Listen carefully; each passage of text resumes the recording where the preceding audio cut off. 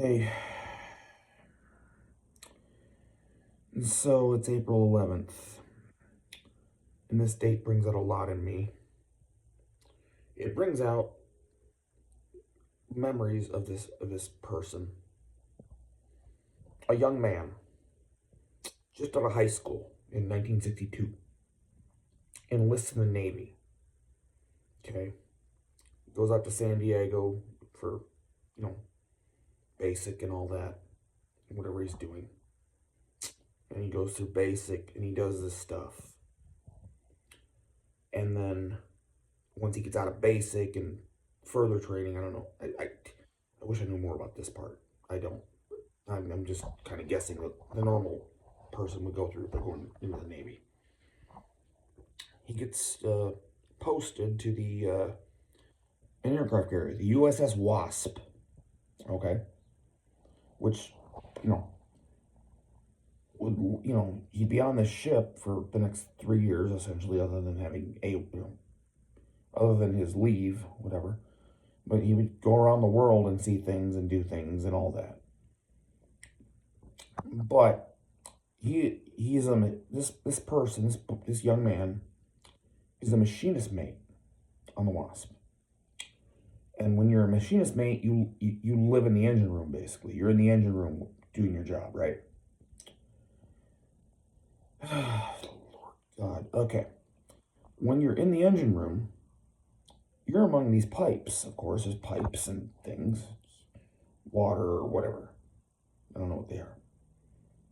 The problem with them pipes back then in the early 60s, and the government knew this, that they're lined with asbestos. And my dad and thousands of others found out the hard way that that's not good. Because he does his thing in the Navy, and like I say, they do around the world cruise, and my dad always talked about, obviously we're referring to my dad here. My dad always talked about how they go around the world, and they'd go to like Rome, and instead of going to see things, the Colosseum or whatever, they go to the bar all the time, always Barcelona, go to the bar, and he regretted it. And then he does his time in the Navy in 66 maybe, I'm guessing. I don't even know the dates. That's shameful. I don't know that. Gets out. Unfortunately, when he gets out, he takes something with him.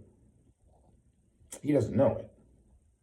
What he's taken with him is a thing in his lungs. Now, this thing is a very slow acting thing. It's, we'll get to it later, and those of you that know my dad know what it is.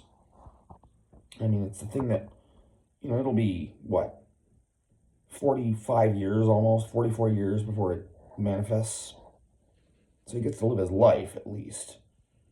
It is the one from cancer where at least it has that much mercy on you. Mesothelioma. But I didn't want to reveal that so soon, but you all know anyway. So he gets out, goes back to Austin, meets this woman, my mother. They have a thing for a while, they're boyfriend and girlfriend, right?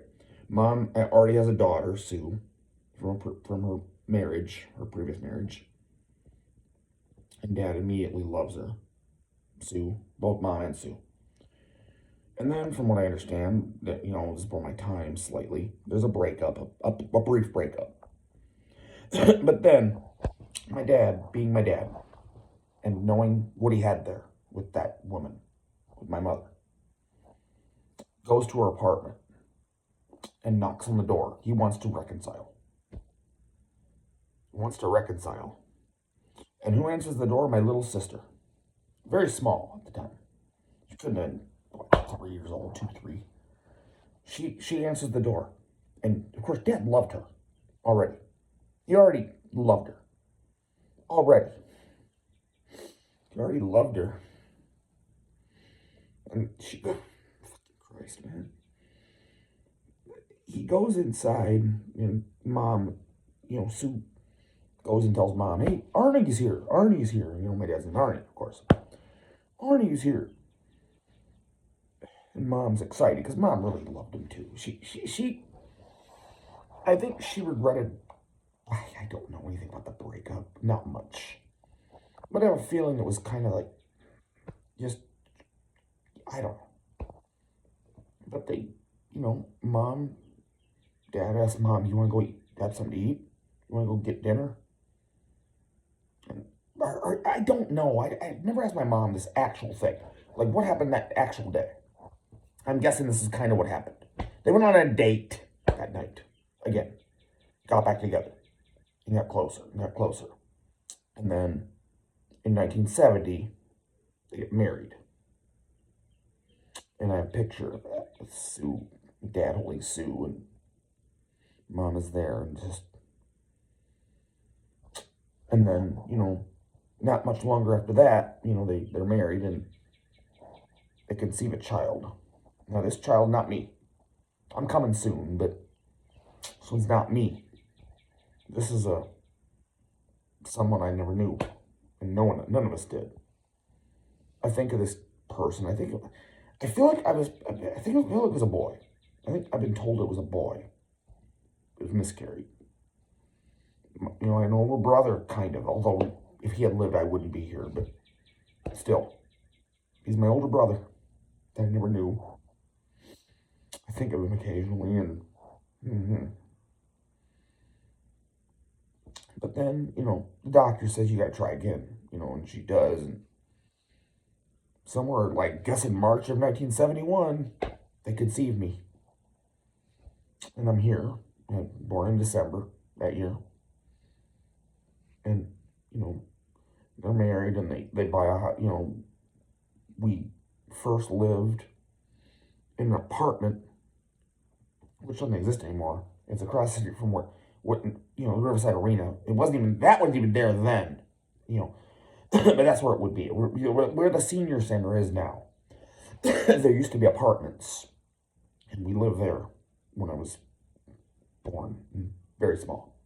I don't remember first-hand experience from living there. We went back later to visit neighbors when I was a little bit older, and I can remember things. But that's where we lived for the first months of my life.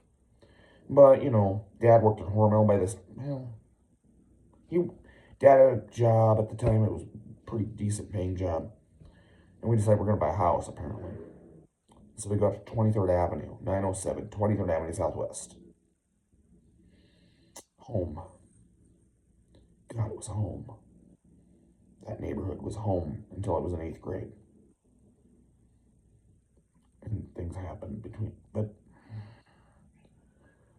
we move out there, our family, and then in 1974, a little pesky little brother comes along, Skip, who was a surprise. They didn't plan on him, but he comes along. The best unplanned thing in the history of the fucking world, if you ask me. Love that kid. Love him. We were, he and I were friends growing up. We weren't brothers, we were friends. And we were brothers, but we were friends growing up. We did a lot of things together. God, I couldn't have had a better family. I couldn't have a better family. I couldn't. Anyway, though, so we move out there, 23rd. We kind of go through the 70s, and we all get older, and, people have their friends, and there's just tons of kids around this neighborhood. It's great. And Dad eventually gets a job at Hormel. And I'm trying to focus more on Dad. I'm trying to. That's what the point of this video and this date is about. But I'm going into family history. I could do both. I could kind of go back and forth. So I'll try that. But I'm going to maybe look at Dad. And Dad at this time, he works at Hormel. Nice paycheck back then. Back then, a single Hormel paycheck could pay for a family of this size. It could support it easily. And we have this house, and it's great. And it's a house that I'll never forget that house. It was just big yard. We played sports in our yard. And there were all kinds of kids around the neighborhood. And we'd get together and do things. It was great. And I love that neighborhood so much. I miss it.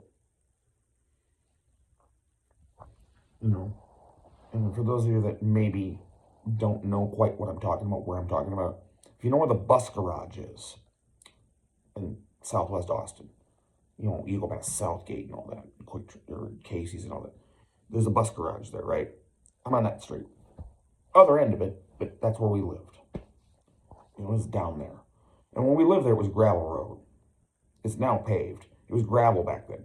We technically didn't live in Austin. We were in Austin Township. We're literally less than a mile from Austin. And now they've annexed it since, but which they should have done then. I mean, but anyway, though, I'm kind of getting off track. What's wrong with me? Anyway, I'm going to make this about Dad if I can. I'm trying. So Dad has his job at Hormel. And then somewhere in the late 70s, Hormel does some layoffs, which is the early rumblings of what would lead to the strike in the 80s that had nothing to do with my family because we were long out of Hormel by then. But Dad gets laid off because he's one of the lower seniority workers. He gets laid off. Okay. It sucked, but he decides he does this thing about, you want to be a trucker. And so he goes to Midwest Coast Transport. Midwest Coast was the name of the company in South Dakota. A training thing for truckers. He goes there, does his thing there. And then he gets a job at Apple Lines. Or no, wait, time out. I missed one. Thiel Implement. Thiel Implement in Rose Creek. It's where his first job is. I'm going to lose track of the jobs he had as a trucker because he went all over the place. And it's Thiel Implement in Rose Creek. And that was the kind of thing, it was an early job for him where he didn't go like long time out. He'd go out, come back, we'd give him a ride home. You know, he'd go out for a day, you know. And that lasted a year or two, I think. It didn't, a couple years. It couldn't have been that long. Then he goes, and then I think it was Apple Lines. I think. I don't remember his order of jobs, which is Mitchell, South Dakota. And that one that's long haul trucking now. Now because he's got experience. I think Thiel Implement gave him experience, and this now he can do long haul trucking, and he did for Apple. He worked there for a little while. He's worked so many different trucking, many. But, you know, we grow as a family, and we grow, you know, we don't grow literally, but, you know, we grow up, you know. And now it's Dad's gone for a week or two at a time, and his time home is precious to us. We miss him, you know. He's gone, and we miss him, you know. Things happen. Things break down in the house, and poor mom, you know, doesn't have Dad there, because Dad's handy. I can tell you about that. Dad's handy. You know, he can fix things. He can do that. He just is. He's a very handy person. I mean, the only thing I didn't trust him with was electrical stuff, but like wiring and stuff. And even he would, no, that was a limitation for him. But the rest of it, you know, he was pretty handy. If I was that handy, God, I wish I was that handy. Because I'm not. I didn't get that from him. But, you know, like he would be gone and something would break down and Mom's by herself, and yeah, things would happen. And then Dad would get back and fix it. You know, things would be fine. And then somewhere in the mid-'80s, things started happening. Shit. He was driving for a trucking company in Austin, McFarland Trucking. And he got the idea. He's got a lot of experience now, you know. I'm going to buy a truck and be an owner-operator. I'll still work for McFarland. I've been owner-operator. Couldn't have timed it worse for a number of different reasons. And we kids didn't understand this. Maybe Sue did, maybe, because she was, by this time, a teenager. The rest of us didn't, though. Me and Skip didn't. First of all, the truck was kind of a lemon. And when your truck breaks down and you own it, what? I should go back. You know, if you're an owner-operator And it works. It's quite lucrative. You know, you get more of the money from your deliveries and stuff. And you give some back to the company and all that. But you get more. It would have been a boom financially if it had it worked. But the truck was a lemon. Broke down. And that's on Dad now because he owns the truck. And I kind of think that the stress from all that, from all this, gave him issues with his heart. You know, he had like bypass surgery at the same time. It didn't go well. I mean, the surgery itself went well. I mean, that was fine. Thank God that went well. You know, we had him for another, 25 years. But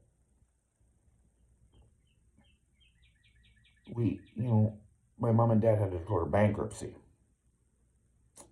We lost the house I loved, that I grew up in. We lost it. And again, my brother and I did not, the younger kids did not understand this. We were kept from it. We were shielded from it. I thank my parents for that. I thank Dad for that. I thank Mom for that. We just thought we were moving, we're moving, man. We go rent this house on 1506 4th Street Southeast. Across the street from Woodson School. Big brick red house. Group. That was a great house, too. I love the house. We were renting now. We weren't buying. My uncle and aunt had lived there previously, and they were moving, and we took over for them. It was a great, huge house. Great house. Loved it. Meanwhile, we're going through this financial crisis in our family, and we didn't even know. The younger kids didn't even know, us two. We're just doing it. We're living our lives blissfully. Sue, I leave Sue out of that because I think she probably was old enough to understand. We weren't. But, Dad, poor Dad, he gets over his surgery and he loses the truck, of course, which he should have never had. I question that decision. I don't know. Goes back to just driving for a company like he had been doing. And, we work our way out of, eventually they would work their way out of, bankruptcy. It takes 7 years or so, I think. But they kind of get back to good credit and all that shit. And then we buy this new house, in the one I'm now sitting in, 402 9th Street Southwest. It sounds like I'm telling the story of my goddamn life. I don't want to talk about him. Sorry. My mind works like that. I'm just running around doing things. But let's talk about Dad. Okay. So Dad just keeps trucking. Gone for 2 weeks back, gone for 2 weeks for a weekend back, gone for 2 weeks. And, we moved, like I say, we moved to 9th Street. And by this time, I am, 19, 20 years old, whatever I was. And, it's just running out of steam. Well, I'm going to fast forward a bit. Because life just goes on, basically. There's not much to say. I mean, Dad and I, we have a great relationship. We always did. He has it with all his kids, all 3 of us. And by the way, he adopted Sue. I didn't mention that part. He adopted Sue way back when in the 1970. He adopted Sue. So she's his daughter. Anyway, life just goes on. There's not much to say for a while until the end, which is why I'm doing this. By this time I've moved out, of course, and so Skip, and we're all adults now, of course. And Dad wants to retire at the end of 2010 from trucking. He wants to retire. He just wants to retire. He's going to retire at, like New Year's Day 2011, December 31st, whatever. That day, he wants to retire. And that's his plan. And he gets into December. Middle of December now. He's got a couple weeks left. All that is. Only a couple weeks. and he starts having breathing problems. It's just like to the point where I feel like I heard once he'd say that he had to pull over to the side of the road. He couldn't even like get through it while driving, which is a smart thing. I mean, but whatever. And it was so bad that he basically just, I can't even finish the last 2 weeks out. I got to go to a doctor. I'm done. And so he quit 2 weeks early. After all that time, 2 weeks early. And, he comes home and, you know, we have to go to Rochester as a family. We go as a family for his checkup, or whatever. And long day. And that doctor comes into the room with us after they've checked him out, tells us he has mesothelioma. That thing he took with him from the Navy that I talked about, it's finally decided to spread its wings, so to speak. And he told us that fucking day it's gonna take his life. It's gonna take his life, man. Why? What's that about, God? What's that about? I know. And so now there's a new reality, of course. And shit, man. Getting misty in here. Lordy. So there's now a new reality for the next year and a half. Dad knows now. He knows. We in the meantime, and there's a big story coming up I gotta tell about the last day. But we sue my sister. I believe my sister found like a brochure at the hospital that very day about measles and what you can do. You can sue, file a lawsuit. And so we call this company, this law firm, in Cooney and Conway. I think that was it. I don't know. Yeah. And we get involved with that. We're going to sue these fucking people because the U.S. government knew about asbestos even back then, did nothing about it. And believe me, we're not the only ones that did that. There are thousands of guys that were in the Navy back then. Yeah. Oh yeah. That's a common lawsuit. You see it on TV all the time. Anyway, getting off track.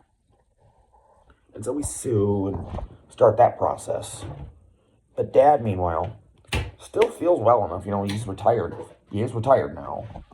And he still feels well. He still feels well enough that he can, do things for about a year or so. He was able to function, and do things that he liked to do. And he got a little retirement. He got a decent year of retirement. Kind of. I don't know what he was feeling inside. He's probably always, respiratory problems, I'm supposing. I don't know. It got worse. It slowly gets worse over time, you know what I mean? And, yeah. And, the lawsuits trolling on and starting to get results. And, it's a class action thing. And, and this is important. And you're going to say, why are you talking about a lawsuit? Well, it's important to the story later. The last night. I call it the last night. And so we get into, what, 2012, right? And he's now starting to it's getting harder for him. He can still do things. It's hard, though. It's clearly hard on him. He can't do it much anymore. And we work our way towards, February, March. And then late March, early April, it's to the point now where it's going to happen soon. We know. He has to go into hospice in early April. So, literally a hospital bed in your living room. It's a better way to die than a hospital, I guess, but still, just, my goodness. Meanwhile, the lawsuit, like I said, these lawsuits are going on. This company, this law firm, come to our house because there's going to be a big trial in Chicago on April 11th, it turns out. The anniversary of it. You can see where I'm going with this, I think. Maybe. If you don't know a story. They come to our house and they talk to us about this trial we're having. It's a huge trial. Big trial. They need testimony from people. They need someone from our family to do it. Really, they need all of us because what ends up happening is Skip, my brother he's from St. Paul, lived in St. Paul. He's down here because we all know it's coming. We know the end is coming. And so we're all here for Dad, We're going to be here until, yeah. And we decide, Skip decides, I'm the most comfortable with traveling and flying. I'll go to Chicago tomorrow and testify. That's the plan. The rest of us, meanwhile, are going to be testifying on camera there at home. Me, Sue. I think Mom would have. Yeah. Meanwhile, Dad's still alive. But we tell these lawyers, look, this could happen at any moment. He could go. If it does, we need Skip here. And we need to not be doing this. And they told us, yes, that if that happens, call us and let us know. And we'll work around you. We won't worry about it. So anyway, I had to work on the 10th. But I'm staying, I'm living in an apartment there. But I'm going to stay the night at Mom's house, at this house. We got it set up, man. Dad's got his bed in the living room, his hospital bed. Mom's in the easy chair in the living room. The one you see me sitting in, basically. And then on the porch, there's we don't have it now. I have a different couch now, but we had a hideaway bed type thing. Sue and I are sleeping there. Skip, of course, is going to be going back to St. Paul to get ready to fly to Chicago the next day. And so all this is happening. We know it's coming. We don't like it, of course. We know it's coming. Sue and I are in the height of bed. Skip has left for St. Paul. He's going to get a real short. He's not getting much sleep because it's late at night. He's going to have to get. I'll explain. I try to. And so it gets to be, we'll all sleep, right? It's on the 11th now. It's early morning on the 11th. And it must have been about 4:30 in the morning. And I'm on the couch that's 15 feet from Dad. And I hear a moan. It wakes me up. And I know what it is, I think. And I go over, and sure enough, it's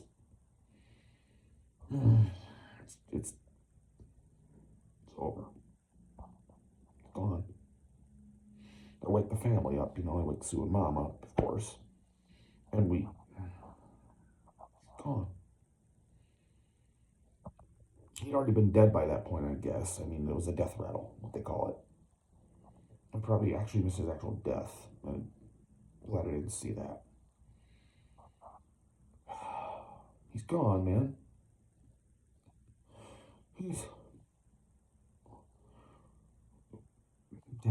Love you, Dad. But he's gone, We got a lot of things to do now, and we can't because we're in this state. This one right here. This is our state we're in. We got to call Skip. That's the number one priority, right? We got to call Skip now. And it turns out we called him, and he was on his way out of his apartment to go to the airport. He was going to fly to Chicago. Remember? On his way to the airport. He was going to be on his way when this happened. And of course, we squelch all that, no, he calls the law. Yeah, Dad passed at 4:30 in the morning. And they understood, and they went on with the trial. They didn't really need us. Apparently, they just wanted to pile on with us. Or what, you know what I mean? And so Skip deviates and comes back here. So it's a couple hours. We see him again. And just that morning, man, it's just the nurses come in and they deal with his body. And just, I mean, at one point, like at 6:30, I had to get away. We're calling relatives all over, his siblings and things, and yeah, and mom's siblings and everybody, we're calling around and telling people. And it must have been a jarring thing early in the morning to be told that. But yeah, I mean, one of those days, man. It's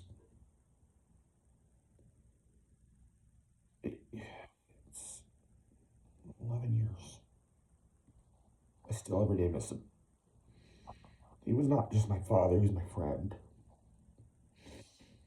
Oh, shit. We, we played Tiger Woods golf with each other, okay? This guy, he's 50, 60 years old.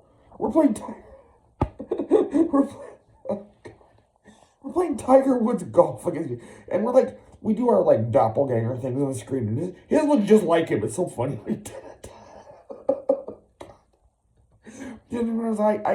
I can't do that very well, but whatever. We're playing 60-year-old man playing video games with his, 32-year-old son. Whatever I was.